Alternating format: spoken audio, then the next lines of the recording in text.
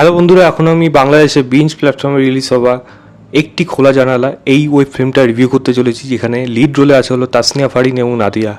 এই web ফিল্মটি direct করেছে হলো ভিকি জায়েদ এবং কাজটি গল্পের ব্যাপারে যদি ছোট্ট করে বলি, এখানে কেশগঞ্জে একটা জায়গা রয়েছে যেখানে বেশ কিছু নার্স অদ্ভুত একটা কারণে তারা মারা যাচ্ছে, তাকে কেউ মার্ডার করছে এবং এর পেছনে কে আছে একটা গুজব রটিছে যে, বা এরকম একটা রূপকথার মতো কথা বলা যায়, উসমতুল্লাহ বলে একজন ব্যক্তি রয়েছে বা এরকম কোনো প্রাণীর মানুষের মতো রয়েছে, মানুষরূপী, কিন্তু তার চেহারা অনেক লম্বা, যার উদ্দেশ্য হলো কবর থেকে লাশ বার করে তাদের কলিজা নুন দিয়ে চিবিয়ে তাদের খাবার। এবং এখন তারা আইডিয়া করছে যে এই উসমতুল্লাহ হয়তো এদের পেছনে রয়েছে এবং আলটিমেটলি এখানে কারা রয়েছে। এবং এই নার্স, বিশেষ করে নাদিয়া এবং তাসনিয়া ফারিন, তারা একটা বাড়িতে ফেসে যাচ্ছে, একটা রাত্রির গল্প একটা বাড়ির মধ্যে, এবং সেখানে এই মানে উসমতুল্লাহ কি অ্যাটাক করছে এবং কে এই খুনগুলো করছে, তার পেছনে কী কারণ আছে, এর থেকে বেশি জানতে হলে বিঞ্জ প্ল্যাটফর্মে গিয়ে আপনাদের এই ওয়েব ফিল্মটি দেখতে হবে, না হলে কীভাবে দেখতে হবে সেটা আপনারা নিশ্চয়ই জানেন।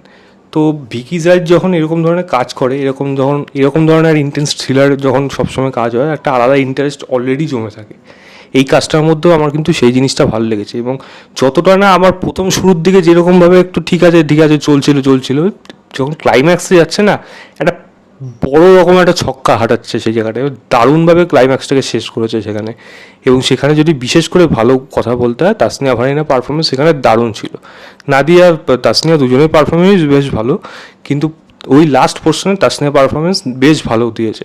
এবং বাকি যারা ছিল তাদেরও পারফরমেন্স আমার এখানে ঠিকঠাক মনে হয়েছে। এবং এই কাজটার মধ্যে যেমন একটা ছোট্ট গল্প এবং খুবই তাড়াতাড়ি ফার্স্ট পেজের মধ্যে গল্পটা হয়ে যায়, তো আপনার বেশিক্ষণ কিন্তু ভাবতে দেবে না, কাইন্ড অফ নাটক টাইপের, তো এখানে আপনাদের বেশি সময় দেবে না, গল্পে বেশি ডেভেলপমেন্ট নেই, তবুও এই ক্যারেক্টার দুটো ব্যাপারে সামান্য একটা বেসিক আইডিয়া অডিয়েন্সকে দিয়ে দেওয়া হয়, যেটা একদিকে বেশ ভালো হয়েছে।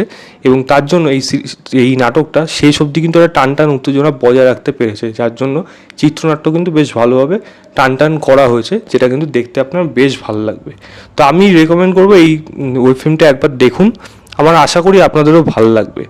খারাপ দিক আমার সেরকমভাবে কিছু লাগেনি, তবে হ্যাঁ, এই যে হরর মোমেন্টগুলো বা যেগুলো এখানে করা হয়েছে, জাম্প স্কেয়ার টাইপের মোমেন্ট যদি কিছু করা হয়ে থাকে, সেখানে সেই মোমেন্টগুলোকে ভালোভাবে হয়তো সেরকমভাবে ডিজাইন করতে এখানে একটু প্রবলেম হয়েছে বা সেরকমভাবে করতে পারিনি। এবং সেখানে সাউন্ড, বিশেষ করে ব্যাকগ্রাউন্ড মিউজিকের কাজ, সেগুলো আরও ভালোভাবে করলে হয়তো ভালো হতো। বাজ পড়ছে, ধাম করে একটা পড়লো যেটা চমকে দেবে, সেরকম জিনিস কিন্তু এই কাজটার মতো হতে পারেনি।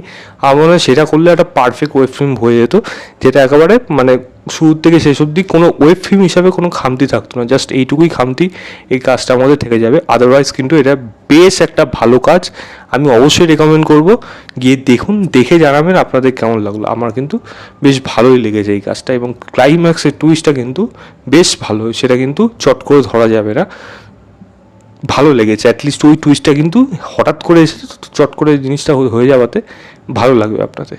তো এই ছিল আমার ওভারঅল রিভিউ একটি খোলা জানালা বলে ওই ফিল্মটা। ভিডিওটা ভালো লাগলে লাইক, শেয়ার এবং চ্যানেলটাকে অবশ্যই সাবস্ক্রাইব করে দেবেন। বাই।